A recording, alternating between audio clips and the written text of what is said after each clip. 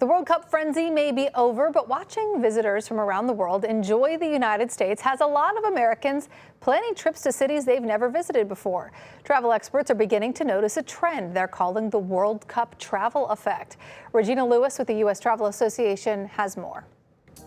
So we are seeing this World Cup travel effect. Everybody's seeing on social media how much fun everyone is having everywhere. Can you talk about the draw? What are people seeing? Well, it was too big to ignore, right? Too authentic and frankly, too refreshing to not be inspired by. And so now Americans are saying, I'll have some of what they're having, right? They witnessed foreigners travel overseas, come to this country, and then rave about it.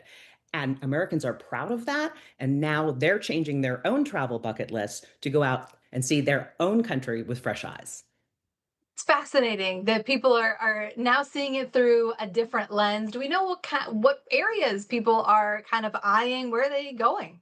Sure. They're looking for distinctly Americana experiences and detour destinations. Because when the international travelers were here, and you probably noticed this, they didn't just stick to the gateway cities that we're famous for, the LAs and New Yorks. They went to the host cities and well beyond them. They delved deeper into main streets in secondary markets. And that was really inspiring and put some new places on the map and also just changes our thinking. Where do I go? Do I default to that? Do I ever get off the other exit? And you can do that, and you can do it starting now. And that's the trends that we're starting to see. They also, I think, really jump started regional travel. And we can talk more about that. Suddenly, in my travels, I'm hearing people in the South say, my husband and I were talking after the World Cup, and you know, I've been to Washington, D.C. for a field trip. I went to a Broadway show in New York, but I've never been to Boston. And while I'm there, Rhode Island looks good, New Hampshire, the Midwest, we call it flyover country. And now Kansas City, of course, really on the map. That's the kind of phenomenon that is getting everyone thinking, it's a big country. If I want to get to these places that the World Cup put on the map, I need to be deliberate about that.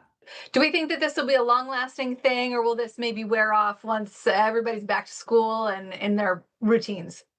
I think it's bigger than that. I think it really has the potential to transcend the future of travel. It was the great American sleepover that we just don't want it to stop.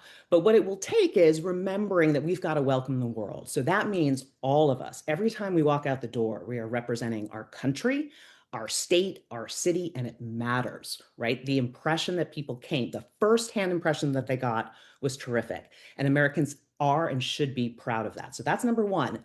And then number two, you got to want it, right? It's a big country. You've got to be deliberate about this. Think about your bucket list and know that it has to happen in person. We tend to get caught in our algorithm. You can't experience America on your phone, right? If foreigners taught us one thing, it's that you've got to do it in person. And that could change the future of travel. And for young people, I love it. I love the fact that young families are suddenly putting other parts of the country on their list. People in the South considering New England. What they didn't even think of it before. Pacific Northwest will be a big beneficiary.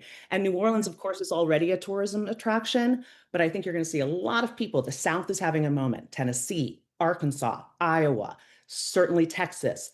And that bodes well. So I think you should see more visitors to New Orleans in different places. And what an opportunity both for people to discover New Orleans and for New Orleans to represent itself as well as we did during the World Cup.